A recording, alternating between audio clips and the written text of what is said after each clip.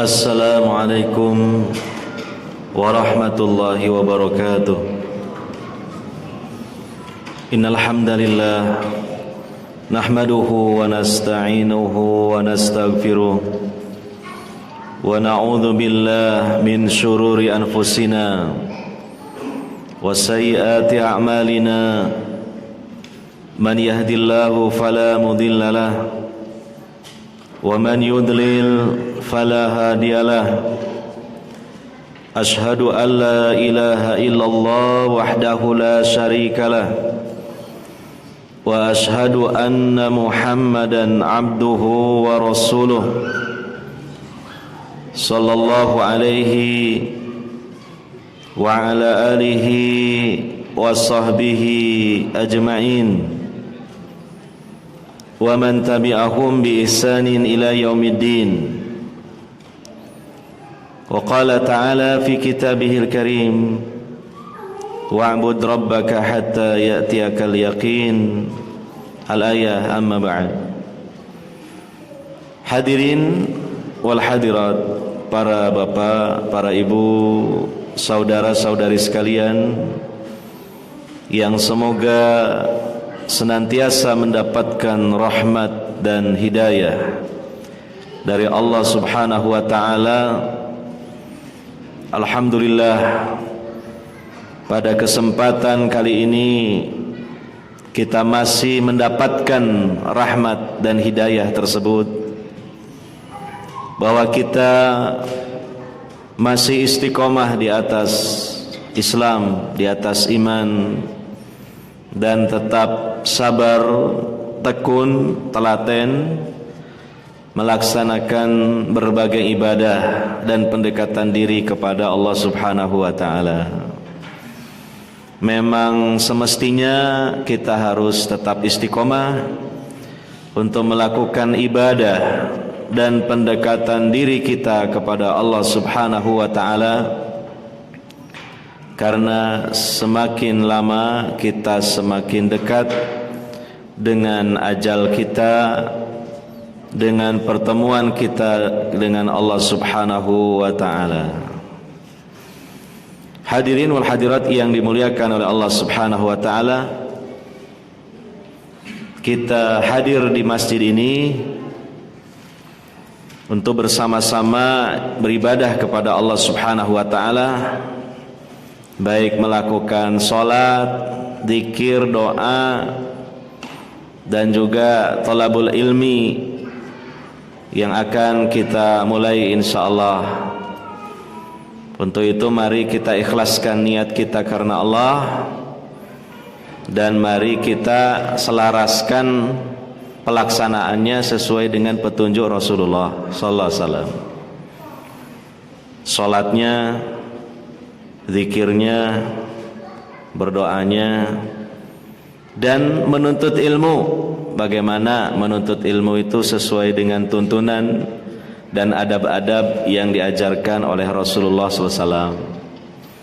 Di antaranya adalah tidak boleh ngobrol ketika disampaikan ilmu.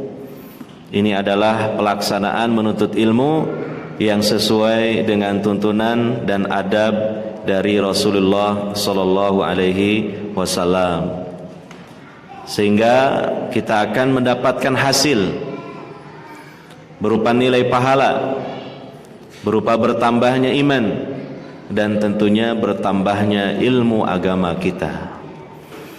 Hadirin wal hadirat yang dimuliakan oleh Allah Subhanahu wa taala, kita kaji kitab Riyadhus Shalihin, bab bayani kasrati turukil khair.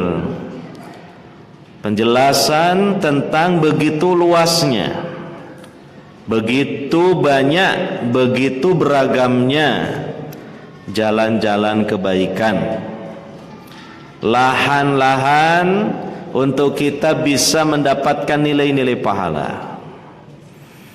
Hadis yang berikutnya yang diriwayatkan masih dari sahabat Abu Dzar, ya, ini beberapa hadis diriwayatkan oleh Abu Dzar Al-Ghifari radhiyallahu anhu. Anin Nabi sallallahu alaihi wasallam, dari Nabi sallallahu alaihi wasallam, beliau bersabda, "Man goda ilal masjidi auraha." Barang siapa yang berangkat di awal siang ataupun di akhir siang menuju masjid. Goda itu adalah waktu subuh sampai sebelum datangnya duhur. Sedangkan roha itu adalah waktu setelah matahari tergelincir. Jadi mulai waktu duhur hingga waktu datangnya maghrib. Ini namanya ghoda ataupun roha, menuju masjid. Dan dijelaskan oleh para ulama, maksudnya waktu kapan saja. Ini hanya menyebut sebagian dari potongan waktu. Artinya sewaktu-waktu, kapan saja seseorang berangkat menuju masjid, tentunya untuk beribadah kepada Allah Subhanahu wa ta'ala, baik untuk sholat, baik untuk thalabul ilmi, baik untuk i'tikaf, baik untuk bersih-bersih masjid, baik untuk musyawarah di masjid dalam rangka memikirkan kemaslahatan masjid. Pokoknya ke masjid untuk ibadah kapan saja. Maka kata Nabi SAW, a'addallahu lahu fil jannati nuzulan. Allah Subhanahu wa ta'ala siapkan untuknya di sorga berupa hidangan atau jamuan.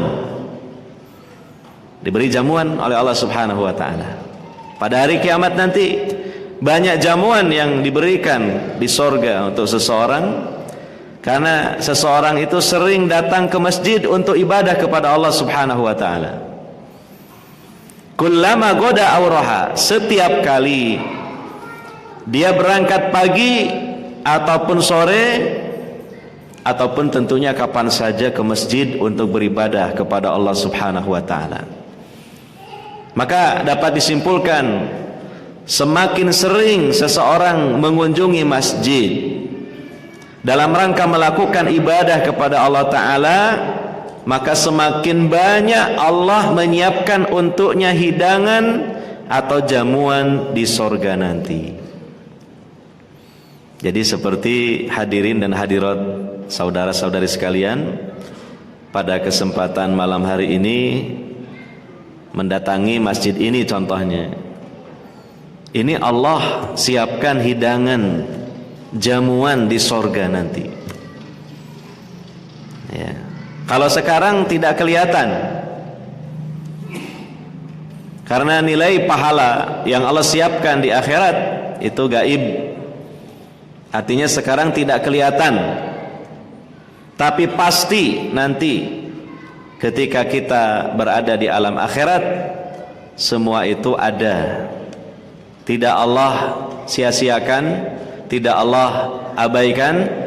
Ada jamuan-jamuan itu, hidangan-hidangan itu yang lezat-lezat yang Allah berikan untuk orang-orang yang rajin ke masjid untuk melaksanakan ibadah kepadanya. Jadi dari hadis ini jelas menunjukkan betapa banyaknya lahan-lahan kebaikan. Kalau kita misalnya nganggur-nganggur, pengen dapat pahala, datang ke masjid. Mungkin di masjid sholat tahiyatul masjid, ya. Mungkin di masjid itu kita membaca Al-Quran. Nah, rata-rata di masjid itu disiapkan mushaf Al-Quran dalam kotak-kotak itu maksudnya Quran berderet di kotak-kotak itu bukan hiasan dinding ya, jangan salah persepsi. Fungsinya itu fasilitas untuk pengunjung masjid ini apabila ingin membaca Al-Quran. Jadi tidak usah repot-repot mencari, tidak usah repot-repot membawa mushaf dari rumahnya. Di masjid ini disediakan mushaf-mushaf Al-Quran. Ya, nah ini ibadah kepada Allah Ta'ala. Demikian mungkin nganggur-nganggur, daripada di rumah kesel, ya, mending ke masjid. Nah, kemudian bisa setelah sholat tahiyatul masjid baca buku-buku agama. Ada nggak itu di situ? Ya, itu ada itu. Kalau bisa jangan dikunci itu. Nah, kalau dikunci buat apa? Buku-buku cuma dipajang aja, mubadzir itu. Ini menjadi tanggung jawab takmir masjid ini. Kok ada barang-barang yang mubadzir? Karena apa? Dikunci terus gitu loh. Atau mungkin dikunci tapi ada tulisan, siapa yang mau membaca kuncinya ada di kantor situ gitu. Jangan selama-lamanya dikunci, buat apa gitu. Ya, jadi harus bisa digunakan itu.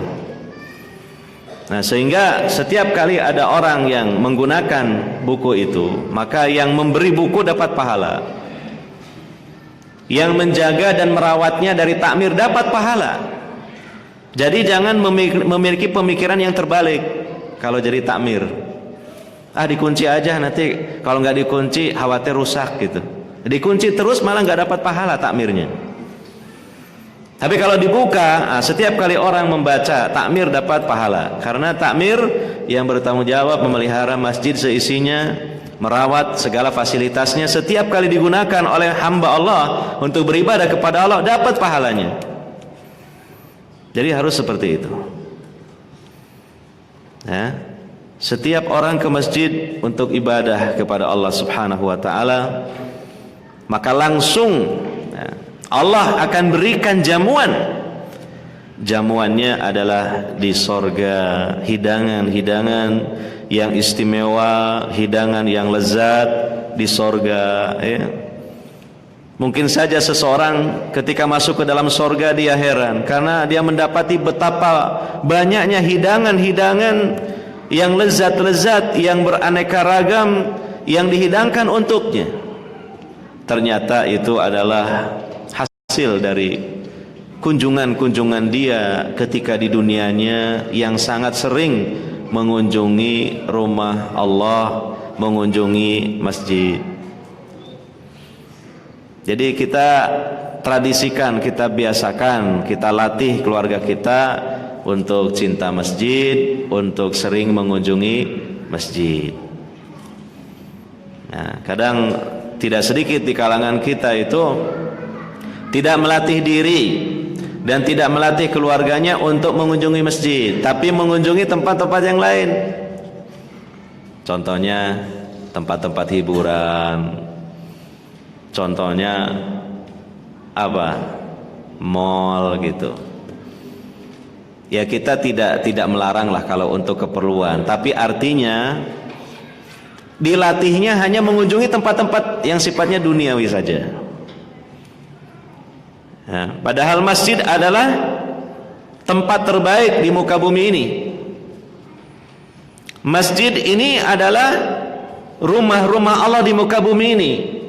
Makanya dalam hadis ini kenapa orang yang mengunjungi masjid yaitu rumah Allah diberi hidangan oleh Allah, karena Allah sebagai tuan rumahnya.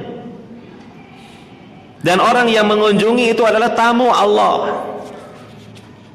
Maka dengan keagungan dan kehormatan Allah Subhanahu wa taala, Allah memuliakan para tamunya, para pengunjung rumahnya dengan diberinya apa? Nuzulan, yaitu apa? Jamuan atau hidangan. Nah, itu. Hadirin wal hadirat yang dimuliakan oleh Allah Subhanahu wa taala. Kemudian hadis yang berikutnya yang diriwayatkan oleh Abu Dzar juga radhiyallahu anhu, riwayat Al-Bukhari dan Muslim. Qala Rasulullah sallallahu alaihi wasallam, bersabda Rasulullah sallallahu alaihi wasallam. Perhatikan para ibu-ibu, ini dipanggil langsung dalam hadis ini oleh Nabi sallallahu alaihi wasallam, ya nisa al-muslimat, wahai para wanita muslimat, la tahqiranna jaratun li jaratiha. Janganlah seorang tetangga wanita meremehkan untuk melakukan kebaikan bagi tetangga wanita yang lainnya. Nah, kalau seseorang disebut tetangga, pasti punya tetangga yang lain. Karena kalau tidak disebut tetangga itu berarti sendirian. Kalau disebut tetangga berarti punya tetangga. Si A tetangga bagi si B, otomatis sebaliknya si B menjadi tetangga bagi si A. Dan kenapa dalam hadis ini yang dituju adalah para wanita? Sebenarnya ini bukan khusus untuk para wanita saja, demikian juga untuk para lelaki.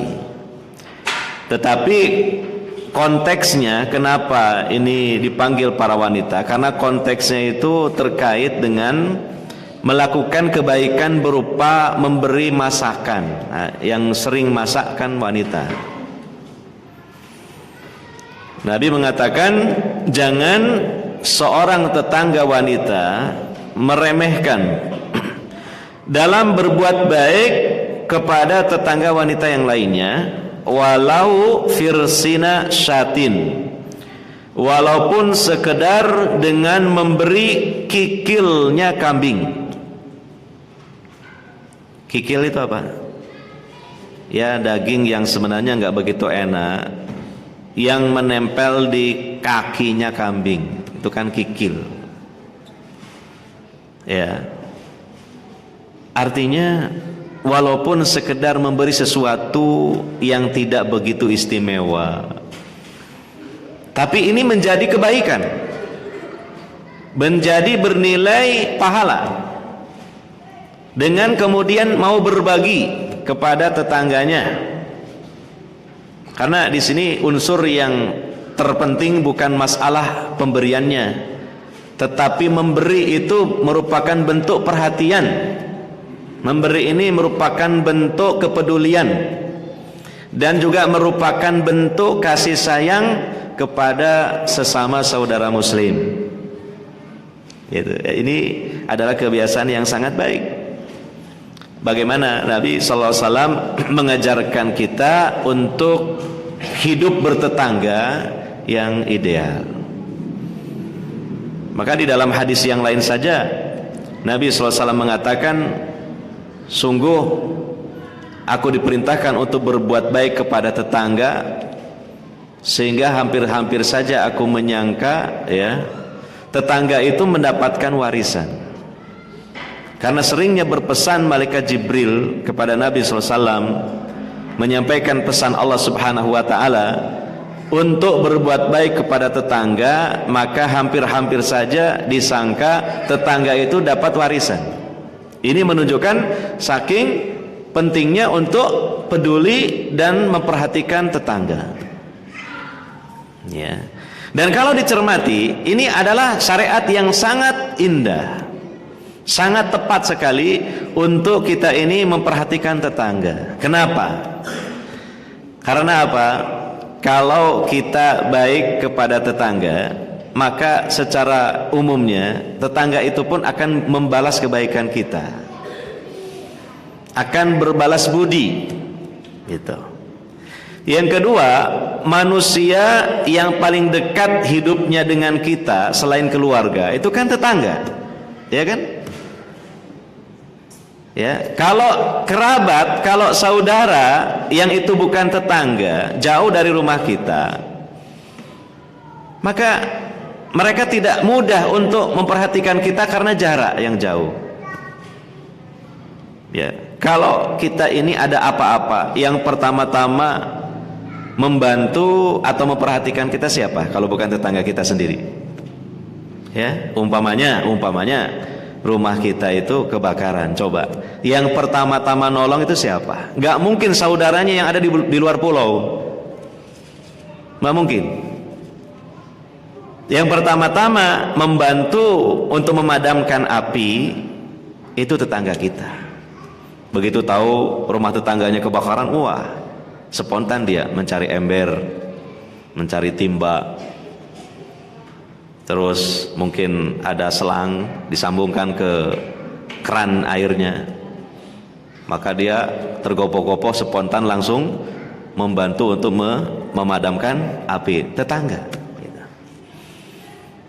Kalau misalnya di sebuah rumah, di dalam penghuninya ada yang berteriak, apalagi mengatakan tolong, nah, kira-kira yang panik, yang memperhatikan untuk segera datang siapa? Ya tetangga, karena yang paling dekat, yang pertama dengar, tahu tentang itu. Itu yang kedua. Yang ketiga, merupakan suatu kenikmatan dalam hidup kalau kita itu punya tetangga yang baik. Hal itu sangat terasa kalau situasinya kebalikannya, yaitu apa? Kita punya tetangga yang buruk, gak nyaman hidup, insya Allah gak betah dan ingin segera hijrah gitu. Kalau punya tetangga yang buruk, ya suka usil, suka mengganggu, ya. Bahkan ketika kita pergi meninggalkan rumah kita, kita itu merasa tidak aman, khawatir ada barang-barang yang mungkin dicolong oleh tetangga yang buruk ini. Ya, mungkin saja seseorang meninggalkan rumahnya sudah dikunci, digembok pintunya. Rumahnya pun ada pagarnya dari teralis, dikunci gembok yang besar sekali. Ternyata pulang-pulang pagarnya tinggal separuh karena pagarnya digergaji besi, lumayan dirongsokno. Mungkin saja. Ya, ternyata itu tetangganya sendiri yang curi gitu. Karena yang paling paham situasinya. Berbagai macamlah gangguan mungkin ketika punya tetangga yang buruk, yang jahat itu. Ya, ketika kita dapat nikmat mereka hasad. Ketika kita dapat bencana mereka nyukurno, tahu nyukurno? Ngapokno. Itu loh kalau bahasa Jawanya itu. Seneng atas penderitaan kita. Itu kalau tetangga buruk. Jadi mana mungkin kita bisa hidup nyaman, apalagi kita memiliki keluarga itu. Nah, makanya ajaran dari Nabi SAW ada dalil-dalil yang porsinya cukup banyak, yang mengajarkan untuk berbuat baik dan peduli kepada tetangga. Sampai-sampai di sini Nabi mengatakan, menganjurkan kepada para wanita muslimah jangan diremehkan berbuat baik kepada tetangga, walaupun hanya sekedar memberikan hadiah berupa bagian daging kambing yang paling murah, yaitu apa? Kikilnya, itulah. Tapi ini jangan dipahami secara saklek. Kalau nyembelih kambing punya daging banyak, kalau mau hadiahkan kepada tetangga, ya pokoknya kikilnya. Itu persis dengan tuntunan dari Nabi Shallallahu Alaihi Wasallam. Itu salah paham. Ini maksudnya itu hanya sekedar perandaian saja. Artinya walaupun memang punyanya itu sekedar kikilnya kambing, yaitu kasihkan. Tentu yang lebih baik ya kita memberikan pemberian yang lebih mahal lagi, yang lebih baik lagi. Itu. Makanya merupakan sebuah kebiasaan yang baik apabila kita mungkin habis safar dari luar kota misalnya, atau mungkin habis rekreasi, biasanya kita kan membeli oleh-oleh. Nah, itu memberi oleh-olehnya karena ada uang cukup banyak, dibeli oleh-oleh yang cukup banyak. Ternyata ini tujuannya bukan kita kok israf atau berlebih-lebihan, tetapi ada niat untuk bisa memberikan kepada tetangga-tetangga, membawa buah tangan istilahnya. Ya, pergi ke Malang rekreasi, beli apel hijau, diperbanyak, dibeli 1 karung gitu. Nah, kemudian setelah nyampe di rumah dibungkusi. Ada berapa tetangganya dibungkusi sebanyak tetangganya, lalu nyuruh anaknya untuk ngirim-ngirim. Wah, ini kebiasaan yang sangat baik. Pergi ke Madiun, di sana sebelum pulang beli brem, gitu. Beli 1 kardus brem. Yang namanya duitnya banyak ya. Ya, beli brem 1 kardus.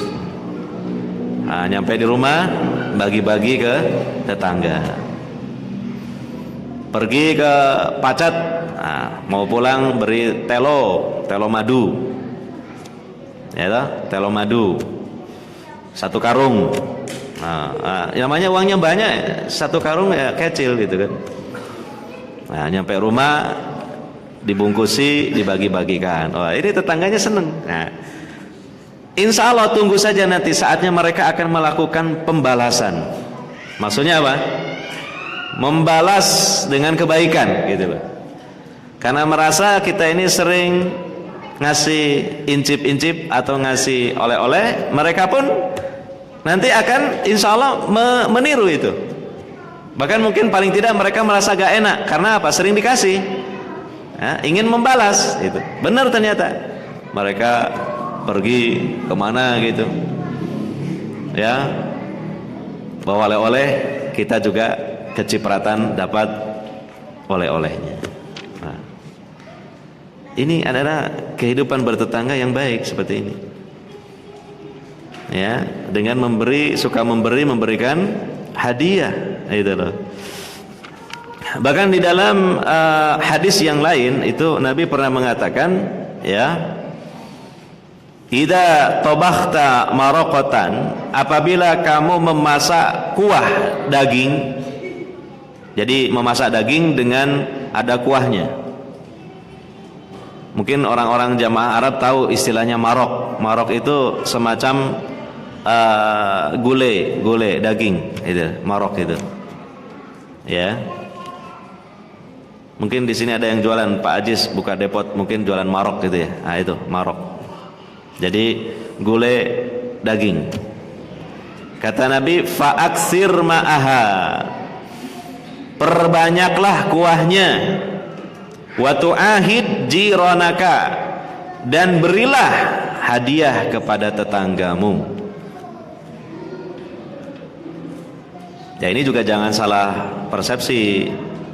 Daging cuma 1 potong dikasih kuah 1 ember.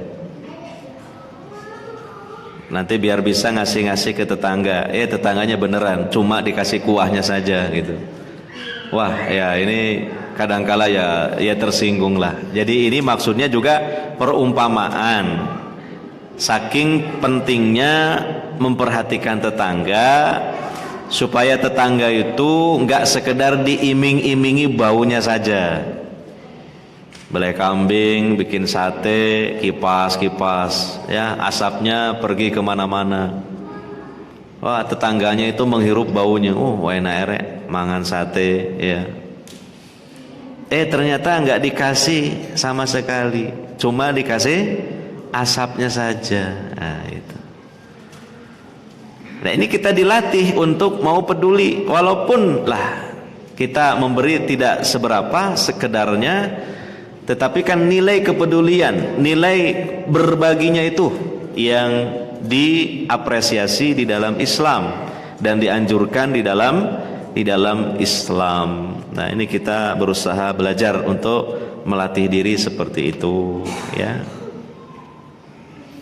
Insyaallah jika kita sekalipun kelihatannya termasuk goroba, artinya mungkin dianggap asing, dianggap aneh karena penampilan kita sedikit berbeda, dan mungkin cara ibadah kita juga sedikit berbeda.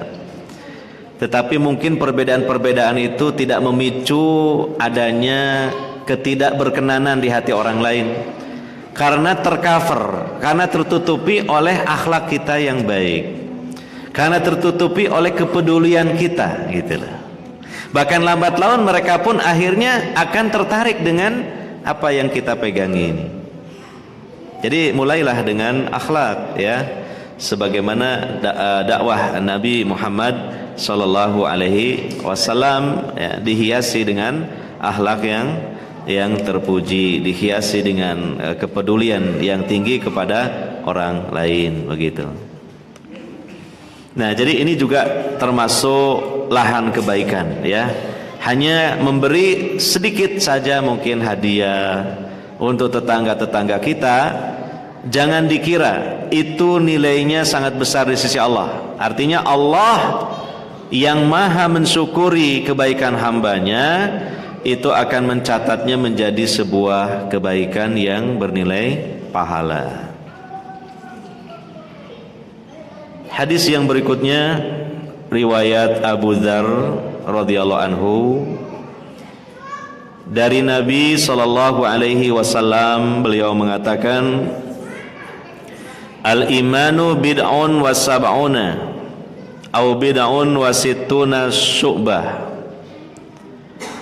Iman itu ada 73 cabang lebih atau 63 cabang, 63 lebih cabangnya.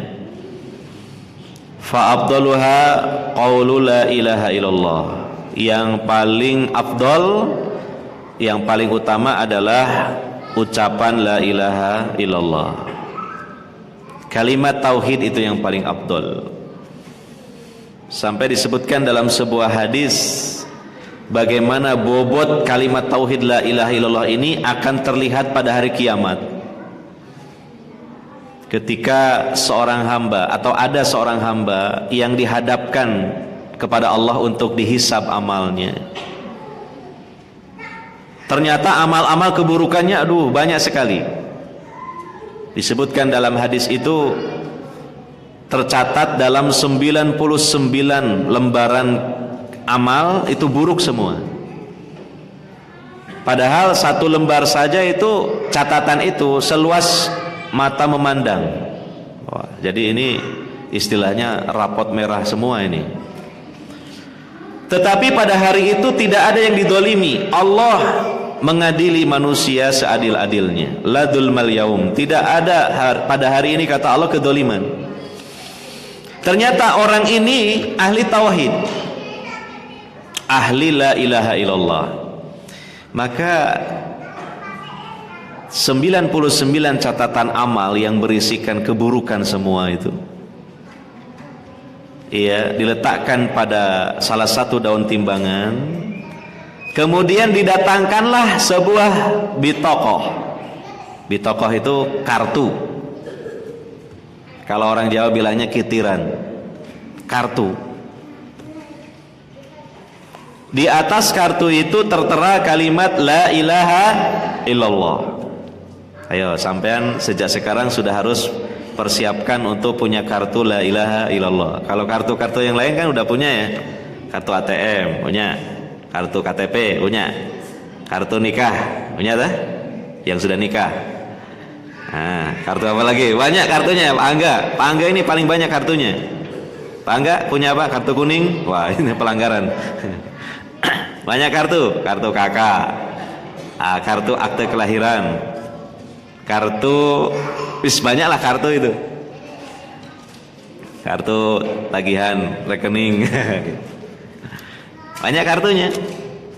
Nah, sudahkah kita siapkan nih sebuah kartu yang luar biasa buat akhirat kita?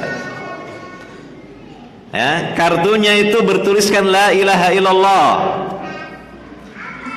Bagaimana caranya kita mendaftarkan diri supaya punya kartu la ilaha illallah? Segera ngaji tauhid. Itu caranya. Daftarkan diri Anda di Masjid Nidaul Fitrah misalnya untuk kajian-kajian tauhid, atau di majelis yang lain ada kajian tauhid, segera ikuti. Ini sama dengan mendaftarkan diri supaya punya apa? Kartu la ilaha illallah. Kemudian setiap ilmu tauhid yang kita pelajari, amalkan. Kita laksanakan konsekuensinya. Jangan berbuat syirik sama sekali. Mentauhidkan Allah Subhanahu wa taala. Ya. Nah, nanti itu dikasih oleh Allah kartu itu. Ya. Kartunya bertuliskan apa? la ilaha illallah. Masya Allah, bobotnya itu luar biasa. Ketika 99 catatan keburukan yang sangat banyak dan berat itu diletakkan pada salah satu daun timbangan, mizan, timbangan amal, dan seseorang ini sudah hampir berputus asa itu, karena melihat, waduh, kebaikannya hampir gak ada, kebanyakannya apa? Keburukan. Tapi Allah mengatakan, la dzulmal yaum, pada hari ini tidak ada kedoliman. Didatangkanlah kartu yang bertuliskan apa? La ilaha illallah. Kemudian kartu itu diletakkan di daun timbangan yang satunya. Maka apa yang terjadi? Daun timbangan yang di atasnya diletakkan kartu la ilaha illallah turun ke bawah, ya kan? Sementara daun timbangan yang di atasnya ada 99 amal keburukan itu melambung naik ke atas. Artinya apa itu? Bobot dari kartu la ilaha illallah itu luar biasa. Nah itu, ini tugas kita, miliki segera kartunya itu. Kalau ngaji tauhid jangan malas. Kalau ngaji tauhid diusahakan jangan ngantuk. Kalau ngaji tauhid nyatet. Kalau punya bukunya ya nggak usah nyatet lah, yang perlu aja nanti. Gitu ya. Nah, supaya kita itu punya kartu la ilaha illallah. Nah coba, sudah punya kartu la ilaha illallah, kemudian ditambah lagi amal-amal soleh yang lainnya yang banyak sekali. Oh masya Allah, nanti itu menggembirakan itu. Ya, karena semua amal manusia itu akan ditimbang oleh Allah dalam mizan. Setelah hisab ada namanya apa? Mizan. Fa amma man saqulat mawazinu fa huwa fi isyatir radiyah wa amma man khaffat mawazinu fa ummuhu hawiyah. Surat yang tadi dibaca oleh imam kita, bukan? Betul. Iya. Masih ingat tadi? Surat Al-Zilzalah. Iya. Rakaat pertama kan surat Sabihis. Rakaat kedua apa? Nah itu. Fa amma man saqulat mawazinu fa huwa fi isyatir radiyah wa amma man khaffat mawazinu fa ummuhu hawiyah. Nah ini. Hah? Oh berarti bukan ya, berarti bukan surat itu ya. Masih ingat. Tadi surat apa? Al-Zilzalah ya. Ah ya.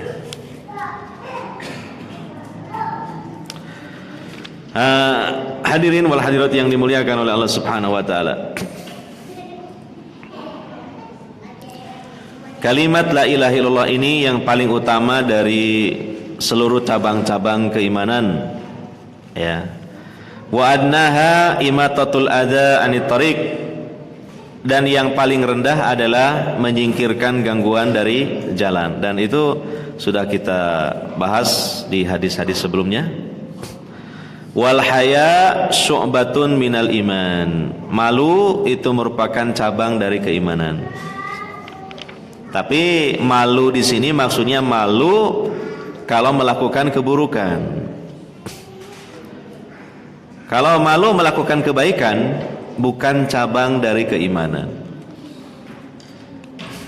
Sudah tua belum bisa baca Quran, pengen belajar Iqra, malu, sudah tua ya. Padahal kalau dia tidak bisa baca Quran itu lebih malu lagi harusnya. Sekarang ini kan sudah ada pembelajaran atau kursus-kursus baca Quran sesuai dengan level usianya. Untuk anak-anak ada, untuk remaja ada, untuk pemuda, pemudi ada, untuk orang dewasa ada, untuk manula, manusia lanjut usia sudah ada. Jadi jangan ada rasa malu dalam hal kebaikan. Malu yang termasuk cabang dari keimanan itu malu melakukan hal yang buruk.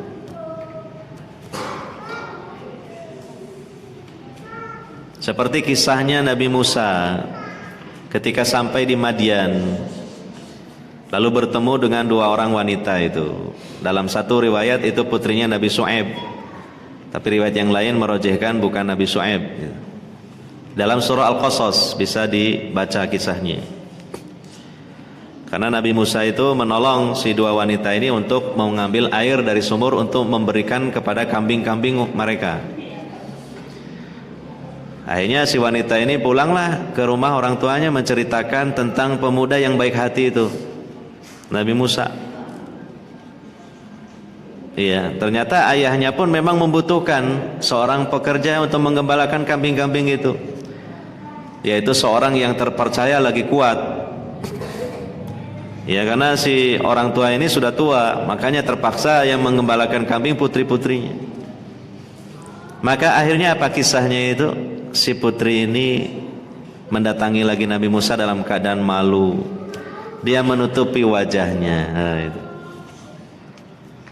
Nah, ini contoh malu yang baik dalam rangka menjaga muru'ah, menjaga citra diri. Begitu. Dan mengatakan bahwa ayahnya mengundangnya untuk ke rumahnya. Nabi Musa juga seorang pemuda yang memiliki rasa malu yang besar. Nah, ketika wanita ini akan membawa Nabi Musa ke rumahnya, padahal Nabi Musa belum tahu rumahnya, maka Nabi Musa mengatakan, kamu di belakang saya saja, jangan di depan. Nanti kalau belok kanan atau kiri, kamu lemparkan kerikil. Gitu. Kalau cetak ke kanan, oh belok kanan. Cetak kena kendase, oh enggak, oh, keliru ngelempar itu. Iku nek kena ndase oleh nang belakang. Cetak nang kiri, belok kiri. Kalau kita kan kadang enggak sampai segitunya. Udah, uhti di depan aja, saya di belakang. Loh, wah, bahaya ini. Ya tak? Nah, ini Musa ini pemuda yang memiliki rasa malu. Dia malah menyuruh si wanita di belakang saja supaya dia tidak terfitnah. Itu loh. Kasih isyarat saja dengan lemparan kerikil. Sampailah ke rumahnya itu. Itu contoh dalam Al-Quran surah Al-Qasas. Malu yang terpuji, ya, yang indah sebenarnya itu kalau dipraktekkan, ya. Dan memang rasa malu ini juga sebenarnya ciri khas dari karakter seorang wanita yang baik. Maka ini pembekalan bagi para ikhwan yang akan mencari jodoh. Di antara kriteria seorang akhwat itu yang memiliki rasa malu. Jangan nggak punya rasa malu sama sekali. Bahaya ini. Gitu loh. Karena rasa malu ini merupakan pangkal dari kebaikan. Dia insya Allah akan penurut. Dia akan merasa sungkan untuk melakukan keburukan, ya. Dia merasa berat hatinya kalau melawan suaminya karena dia punya rasa malu. Gitu. Dimana rasa malu ini di kalangan para wanita muslimah sekarang ini sudah banyak terkikis, sehingga banyak dari para wanita muslimah ini sangat tipis sekali rasa malunya, di mana hal itu terbukti dari tipisnya pakaian mereka kalau keluar. Betul? Iya. Sudah sangat langka ini sekarang ini. Kita menemukan gadis-gadis muslimah yang masih memiliki rasa malu yang tinggi. Ya, ini sebuah keprihatinan sosial. Gitu. Ya, karena sudah menjadi sebuah tradisi di mana-mana keluarnya para wanita muslimah tidak kenal waktu dan mereka berjibaku di semua lapangan dan semua lini. Sehingga itu sebenarnya tanpa disadari sisi lain mengikis rasa malu para wanita, yang itu merupakan sebenarnya karakter mendasar para wanita. Ya kan, kita bisa menyaksikan fenomena itu dan ini adalah sebuah keprihatinan. Ya. Bagaimana berbicara para wanita muslimah ini sudah kelihatan. Bagaimana pergaulan mereka begitu melakukan banyak ikhtilat, ya, dengan kaum pria yang bukan mahramnya dengan begitu leluasa. Itu. Terutama yang nampak secara zahir adalah dari berpenampilannya, dari pakaian yang dikenakannya. Itu sudah sangat tipis rasa malunya. Ya, sehingga di beberapa kota bahkan pedesaan ada beberapa wanita itu memakai pakaian berupa celana pendek. Ya kan? Kita saja sebagai laki-laki, kita ya, terutama yang hadir di sini, kalau keluar rumah pakai celana pendek sampai kelihatan paha, malu apa enggak? Malu kan? Malu. Tapi banyak wanita itu tidak malu, heran saya. Tidak malu, malah bangga memamerkan kelebihannya gitu. Gitu. Nah, ini hal yang memprihatinkan. Nah, padahal al-haya syu'batun minal iman. Ya. Dan juga dalam hadis yang lain Nabi SAW mengatakan yang artinya di antara ajaran para nabi terdahulu hingga Nabi Muhammad SAW itu adalah rasa malu. Ya. Maka jika seseorang itu sudah tidak punya rasa malu, maka berbuatlah dia sesuka hatinya. Ya. Nah, ini rasa malu ini juga merupakan unsur yang menunjang seseorang untuk bisa mewujudkan ketakwaan kepada Allah Subhanahu wa taala. Karena di antara bentuk ketakwaan itu adalah seseorang tidak mau melakukan maksiat karena dia malu kepada Allah Subhanahu wa taala. Iya. Hadirin wal hadirat yang dimuliakan oleh Allah Subhanahu wa taala, dari hadis tadi itu menunjukkan bahwa amal kebaikan, amal soleh merupakan keimanan. Dan ini adalah keyakinan ahlu sunnah wal jamaah, bahwa al-amal ya, al-amal maksudnya amal soleh itu minal iman, merupakan bagian dari keimanan. Karena iman menurut ahlu sunnah itu adalah at-tasdiqu bil qalbi, ya, wa talaffudu bil lisani, wa amalun bil arkan atau bil jawarih. Iman itu menurut ahli sunnah adalah pembenaran di dalam hati, diucapkan dengan lisan, dan dibuktikan dengan amal perbuatan anggota badan. Sehingga dengan demikian kebaikan dan amal soleh itu begitu banyaknya. Karena bisa dilakukan oleh 3 unsur yang dimiliki oleh manusia, yaitu unsur hati, unsur lisan, dan unsur anggota badan. Semuanya merupakan amal soleh, semuanya masuk dalam cakupan iman. Hadirin wal hadirat yang dimuliakan oleh Allah Subhanahu wa taala, mungkin ini saja penyampaian materi yang dapat saya sampaikan, dan untuk setelahnya kita perdengarkan dikumandangkannya adzan Isya di masjid ini, dan insya Allah setelah itu mungkin kalau ada yang mau bertanya dipersilahkan. Demikian, walhamdulillahirabbil alamin.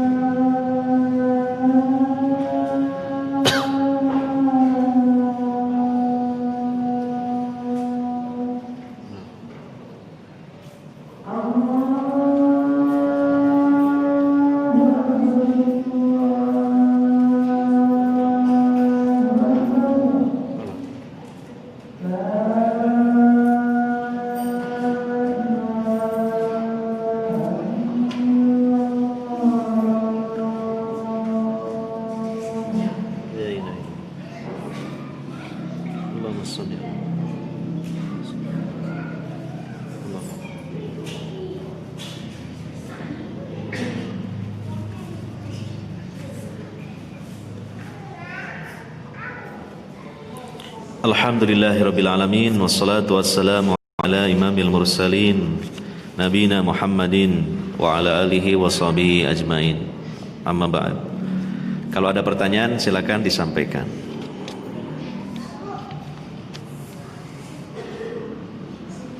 Ya, jangan malu-malu.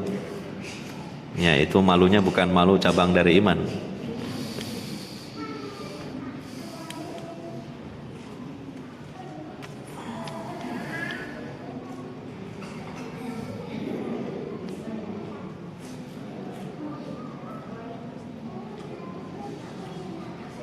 Ya, kalau tidak ada, ya sudah, kita tutup dengan doa. Subhanakallahumma wa bihamdika asyhadu an la ilaha illa anta astaghfiruka wa atubu ilaik. Wassallallahu ala nabiyyina Muhammadin wa ala alihi washabbihi ajmain. Wassalamualaikum warahmatullahi wabarakatuh.